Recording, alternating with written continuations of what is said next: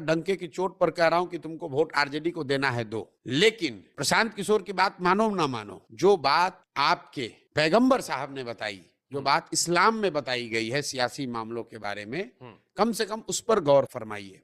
मुसलमान आज बिहार में दलितों के बाद सबसे ज्यादा गरीब और फटेहाल है, फिर भी मुसलमान आरजेडी को वोट देता है। मुसलमान ये खड़ा होकर कहता है क्या करें, हम तो भाजपा के डर से देते हैं, लालू जी के अलावा कोई विकल्प नहीं है, हमको तो सबने ठगा है। तो मैं उनको कुरान के हवाले से बताता हूं कि भाई पैगंबर साहब ने कहा कि जिस कौम को अपने रहनुमाओं की समझ न हो उसके ऊपर जालिम हुक्मरानों को मुसल्लत कर दिया जाता है। तो अगर आप ये कह रहे हैं कि आज के हुक्मरान जालिम हैं, तो पैगंबर साहब की बात कही हुई गलत तो हो नहीं सकती। उस पूरे लाइन को पढ़ो। उन्होंने कहा कि जालिम हुक्मरान आप पर तब मुसल्लत किए जाएंगे जब आप गलत रहनुमाओं का चुनाव करेंगे।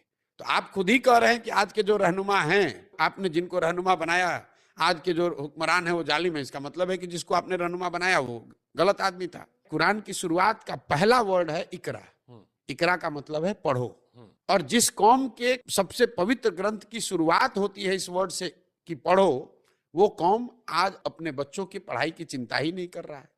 वो सबसे अनपढ़ कौम बन गया है। जिस कौम में इस्लाम में बताया गया है कि अपने बच्चों के साथ इंसाफ करना, अपने बच्चों की अच्छी परवरिश करना, उनके साथ इंसाफ करना, ये सुन तो लीजिए, ये अल्लाह की एक तरह से उनको इंस्ट्रक्शन है कि आपको करना है।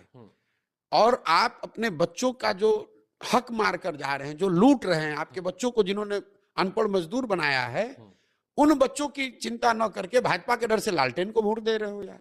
आपको लग रहा है केवल डर से वोट दे रहा है? बिल्कुल, मुसलमान सिर्फ भाजपा के डर से वोट देता है। और यही बात मैं मुसलमानों को कह रहा हूं कि भाई आप कहते हो कि आप अल्लाह को छोड़कर किसी से नहीं डरते हो, और यहाँ हालात ये है कि भाजपा का डर दिखाकर चोर बदमाश डकैत भी आपसे वोट ले जाता है।